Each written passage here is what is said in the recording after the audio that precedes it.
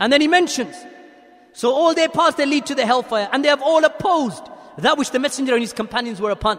And you know what else they united upon? They united upon their hatred of Ahlul Sunnah. They united upon that. You find them all gathering together with all of their speech.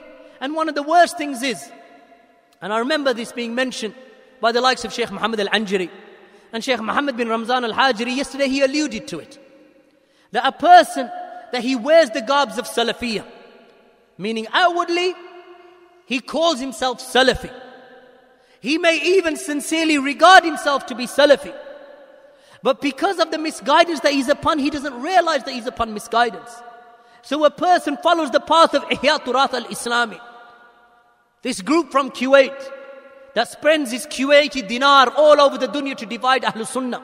As Shaykh Muqbil mentioned, the dinar of Abdullah Sabt and the dinar of Abdul Rahman Abdul Khaliq, two individuals in the same organization that hate each other, each of them trying to pull their hizb and their followers to one side of their organization. This Jam'iyyah, Ihya Turath al-Islami from Kuwait, that is now making tarkeez, that is now centering and focusing upon Great Britain, that they want to come and control Dawah to Salafiyyah, and they want to divide the Salafis for whatever aghrad, whatever reasons and goals and ambitions that they have, that they want to spend their money and they will offer you their money. Just like when they went to Yemen and they gave their money to Aqil al-Maqtari in the time of Shaykh Muqbil to divide the Salafis in Dammaj.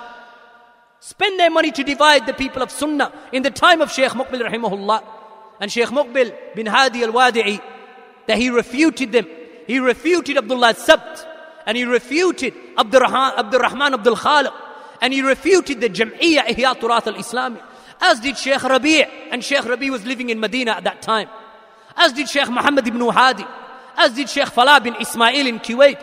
And Ahlul Kuwait and the people of Kuwait were more a'lam and more knowledgeable with regard to Ihya Turath than anybody else. So the likes of Shaykh Falah, the likes of Shaykh Muhammad al-Anjari, the likes of Shaykh Ahmed al-Subai, the likes of Shaykh Tariq al-Subai and other than them from their brothers in Kuwait, that all of them, they gathered together and they were united against the Hizbiyah of Ihya Turath. This Ihya Turath has now infiltrated the United Kingdom, and they have begun to enter their masajid, and they have entered into those people who ascribe themselves to Salafiyyah. So beware, my brothers and sisters, that today you call yourself Salafi, and tomorrow you still regard yourself to be Salafi, but yet you're upon the path of Hizbiyah and not even recognizing the fact that you have been misguided and deluded.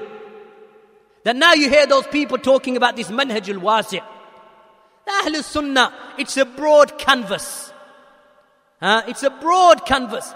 Anyone can enter into the manhaj of Ahlul Sunnah.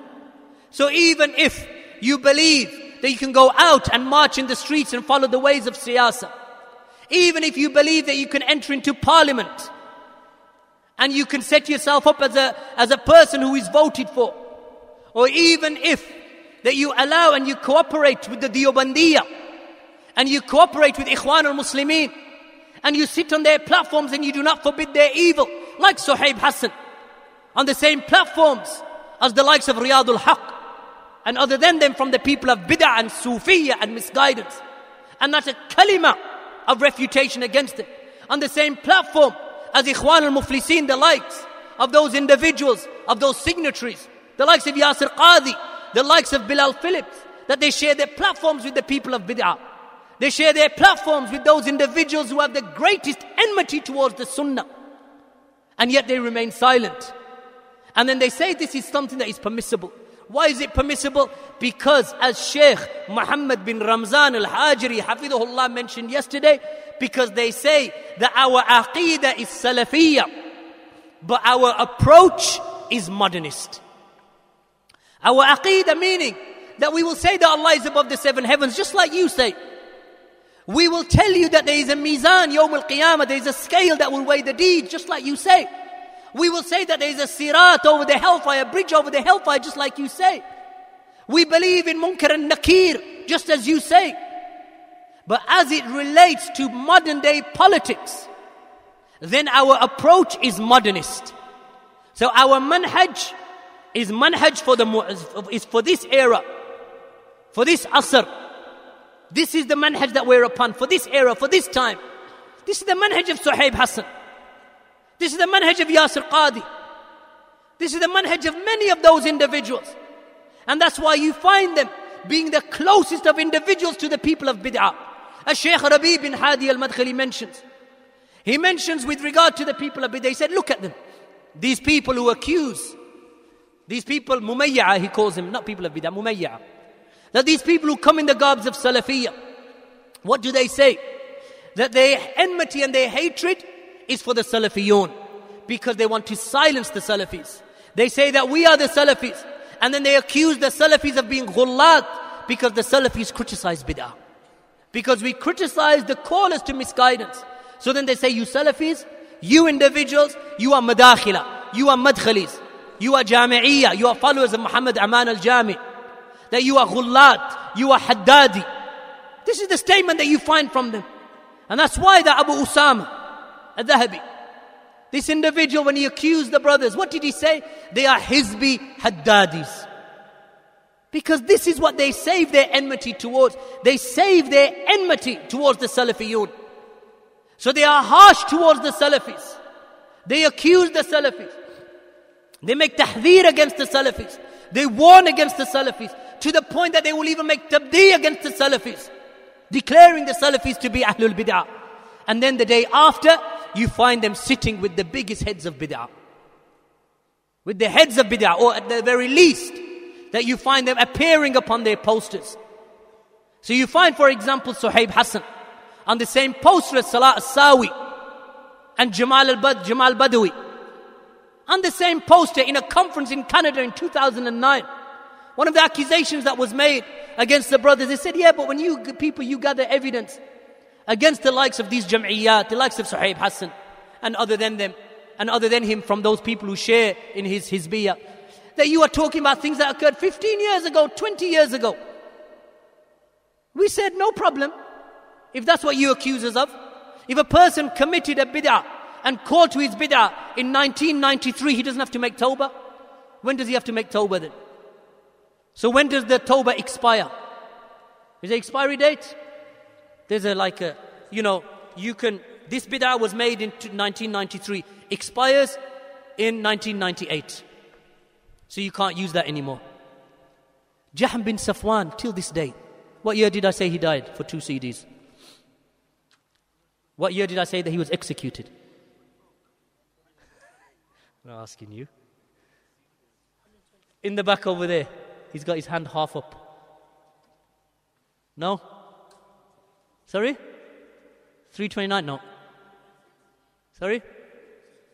1306? No, not 1306. Come on, I need someone new from the new brothers. I've not seen his face before. Naam, akhi. Tafaddal. Yes? Not 316. New face. Naam, akhi. Sorry? 128. JazakhaAllaah Khair. Jahm bin Safwan, executed in the year. Remind me afterwards, you brothers, because if I forget, you have to remind me for your 2 CDs. And if you didn't win it, don't try to be clever. Huh? Inshallah. 128 he died. The ulama of today, Shaykh ibn Uthaymeen, Shaykh bin Baz, Shaykh al-Albani, Shaykh Rabi', Shaykh Abdul Muhsin, still refute Jahm bin Safwan in the year, what year are we in now? 1432. When did he die? 128. Over 1,300 years ago, and they still refute him till this day. So where is the expiry date of Tawbah? This was wallahi, some of the brothers, they said to me, said, Akhi, you're bringing old stuff of Suhaib Hassan. His cooperation with Sayyid Darsh, this Ash'ari Sufi, who used to invite him to the masjid. Suhaib Hassan used to invite Sayyid Darsh, this Sufi Ash'ari, to his masjid to give lectures and to address the people. They said, yeah, Akhi, but that was 1997. So what? When did it expire? 1998? When? Is sell by date? What is it? When did it expire? No problem. What about in 2005 or 2006 when Suhaib Hassan went alongside some Sufis and some politicians to the celebration of the birthday of the Prophet ﷺ? And when he was said to them, this is bid'ah, and you've partaken in their bid'ah, a bid'ah that's so clear that Ahlul Sunnah don't differ upon it. It's a bid'ah asliyah with no foundation in the Sharia. They said, no, but you people, you don't understand. I said, okay, explain to us, because maybe we're juhal, we don't understand. They said, you don't understand politics. Okay, you explain to me politics. They said, well, he has to attend because he has to be seen with those people for the benefit of the Muslims and the benefit of the people of Sunnah. Where is the benefit in the people of Sunnah in partaking in the birthday of the what? So the Sunnah of the Prophet ﷺ goes out of the window. So to protect the Sunnah, you have to do a bid'ah. That's a new one. To protect the Sunnah, you have to promote bid'ah. This is now the call. Why? Because of this political strategy. The goal is political now with these people. And that was only a couple. And then 2009, on a poster for a conference in Canada, Salah Sawi, this takfiri, Qutubi, that the ulama have spoken against, who regard Sayyid Qutb to be from the greatest of the ulama, this individual who declares the Muslim rulers to be kuffar and regards Hakimiyyah to be the greatest goal of the Ummah, and that the Tawheed, that those people who make tawaf of the graves, that this is their ijtihad. So making tawaf of the graves is a matter of ijtihad. This is Salah Sawi. Shoaib Hassan alongside him, and alongside Jamal Badawi, who believes that Imam al-Bukhari and all of the scholars who claim that Aisha radiallahu anha was at the age of 8 when she went to the house of the Prophet ﷺ as his bride, that all of these narrations are forbidden, and they are munkar, and they are mawdu', even though they're reported in Bukhari and Muslim and other places in the books of hadith. He said rather we should add 10 years to them. This individual, ya ikhwan, this individual who denies the hadith of Abu Bakr, when the Prophet ﷺ said, and the narration from this Abu Bakr, this companion of Allah's Messenger, where Abu Bakr said that the Prophet ﷺ said that any nation that has at the head of it a Muslim woman, a woman who is at the head of any people, that qawm will never be successful, that group of people will never be successful. He mentions this hadith is munkar, reported in Bukhari, but it's munkar. Is it munkar due to the isnad? No. It's munkar because he says that Israel was ruled by Golda Meir, and she was a woman. And India was ruled by Indira Gandhi, and she was a woman. And Britain was ruled by Margaret Thatcher, and she was a woman. And these were 3 successful nations, so the hadith is munkar. What? When I first heard it, I thought, no, I've got to clean my ears. I've got to listen to this again. Then I read it. This is the man. And Shoaib Hassan alongside what? On what islah? What bayan you going to make to these people? Shoaib Hassan and also some of those people and from those heads of Green Lane at the same conference. From the heads of Green Lane at the same conference. Or advertise on this same conference. I don't follow them up, see if they attend. But if you are not with those people, then clear your name. They invited me and I refused them. They lied upon me. I was never going to attend. But the fact of the matter is that you do attend because your history shows that you attend. Because after these conferences, they put pictures and photographs of the panel with all of them sitting there, amongst them Shoaib Hassan. Not in the Canada one, in the one that they did in Manchester with the Sufis. Wallahi ya ikhwan, Ahlul Sunnah are not like that.